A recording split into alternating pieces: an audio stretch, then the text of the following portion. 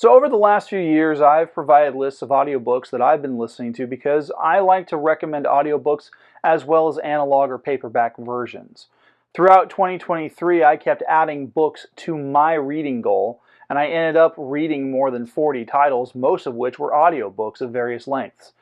This year, 2024, my goal is 30, and I'm already more than halfway to that goal. Last month I featured the bottom 5 in my top 10 list of audio selections, so let's recap them before jumping into the top 5. At number 10 I had What If by Randall Munroe, narrated by Will Wheaton. Number 9 was Darkness Visible by Arvind Ethan David, narrated by a full cast including Christian McKay and Miranda Richardson. In at number 8 was Expeditionary Force Book 1 Columbus Day by Craig Allenson, narrated by R.C. Bray. Number 7 was Mere Christianity by C.S. Lewis, narrated by Jeffrey Howard.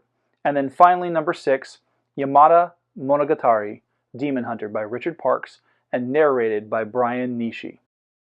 In the number 5 spot, we have James Moriarty, Consulting Criminal by Andy Weir, narrated by Graham Malcolm. This short audiobook explores the early formation of Moriarty's criminal enterprises and his first interactions with his soon-to-be right-hand man, Moran. The story ends with a nod to an early thwarting at the hands of a not-yet-in-demand Sherlock Holmes. At number 4, we have the Breakthrough series, written by Michael C. Grumley, narrated by Scott Brick. All 6 books in this series, Breakthrough, Leap, Catalyst, Ripple, Mosaic, and Echo, have a really cool Michael Crichton meets Tom Clancy vibe that I really enjoyed. On top of that, Brick is one of my favorite narrators, so it's a double win in my book. At number 3, I have The Method by James Paterson and Michael B. Silver, narrated by a full cast including Zachary Quinto and Stephanie Beatrice. This dramatic and suspenseful story explores what happens when a method actor gets too deep into taking his work home with him after getting cast as the lead in a television series about a serial killer, and the toll it takes on his psyche. The performances are solid, and I couldn't put down the book, listening to it in a single day. I'm not usually a James Paterson reader, but I enjoyed this title. In the penultimate slot is another full-cast dramatization of The Sandman Part 1 by Neil Gaiman, with performances by James McAvoy as Dream, Kat Dennings as Lady Death, and Michael Sheen as Lucifer.